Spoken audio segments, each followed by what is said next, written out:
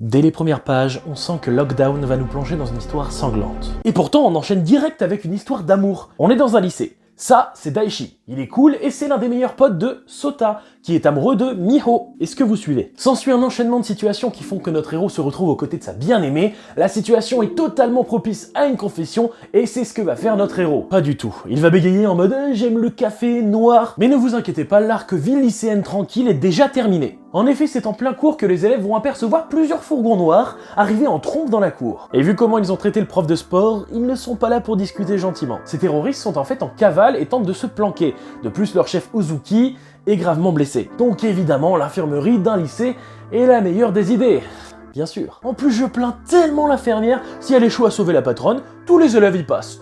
Franchement, c'est pas gagné. Je vous laisserai découvrir les détails sur la personnalité de la plupart des personnages ou encore le courage dont va faire preuve notre héros fragile. Mais sachez simplement que Mask, la vice-capitaine des terroristes, va administrer un mystérieux remède à sa patronne, ce qui va la rendre complètement tarée. Sauf si elle était déjà comme ça auparavant. Mais en tout cas, ajoutez à tout ça le fait qu'elle devienne surhumaine. Donc oui, notre héros et ses petits camarades sont clairement dans la merde. La plupart des terroristes en ont rien à foutre de tuer des lycéens, et pire que ça, Uzuki, la chef, va prendre un malin plaisir à faire ressortir les sentiments les plus sombres des otages, quitte à les faire s'entretuer, voire pire. Clairement, ce manga, c'est un gros mélange de plein de choses. Des amourettes de lycéens, une prise d'otages, des surhumains, des zombies et des jeux de la mort à la Saw.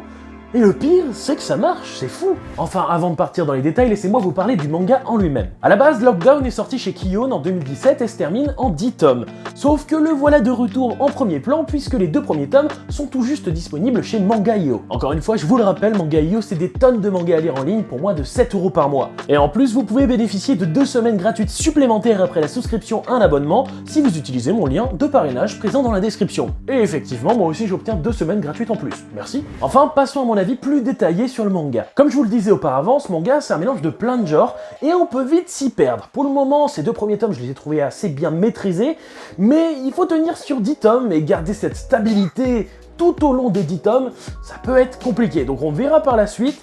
Mais d'un côté, je trouve ça intéressant qu'ils aient mis plein de choses, de l'autre côté, ça peut vite devenir brouillon. Pour moi, la chose qui nous rend accro dans ce type d'œuvre, c'est vraiment les mystères, les questions qu'on va se poser au fil de l'intrigue et qui vont finalement nous accrocher et nous donner envie de lire la suite. Pour ce qui est des personnages, je trouve qu'il y en a beaucoup qui sont intéressants, mais attention, il peut vite y en avoir trop. Donc pour le moment, il y en a quelques-uns qui sont sur le devant de la scène, les autres sont un petit peu plus en retrait et font quelques petites apparitions. Moi ça ne me dérange pas, mais ça peut vite être un surplus. Sinon Sota, le héros, est de base un gros fragile qui va juste chialer parce qu'il n'a pas réussi à avouer ses sentiments.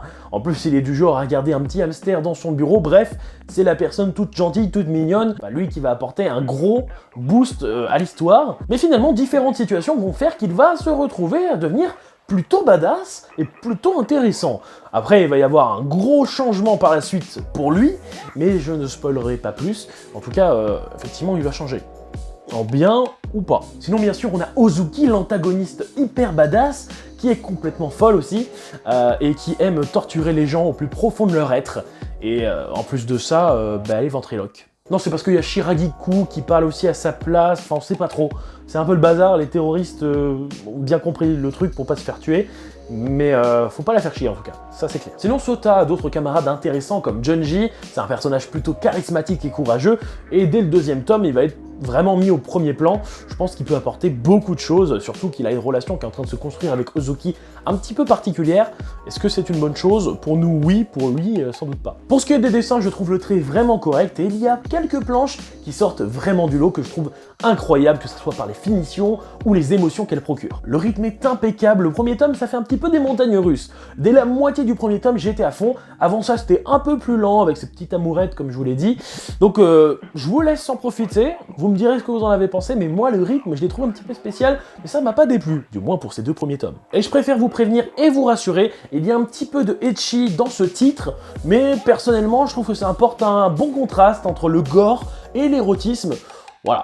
Si ça dérange, il n'y en a pas énormément, mais c'est là, c'est présent. Bref, pour conclure, c'est un titre qui m'a plutôt surpris. Je suis pas un grand habitué des seinen, du coup, il en faut peu pour me subjuguer, mais c'est vrai que cette maîtrise dans ce gros bouilli de plein de genres différents, j'ai trouvé ça plutôt intéressant. Et puis voilà, avoir une femme psychopathe sonder, juger le comportement humain, voir la lâcheté et l'égoïsme dont on fait preuve pour sauver sa peau, j'ai trouvé ça bien traité. Après, ça m'étonnerait pas que les pros du seinen me disent « Franchement, il y a bien mieux. » Peut-être, oui.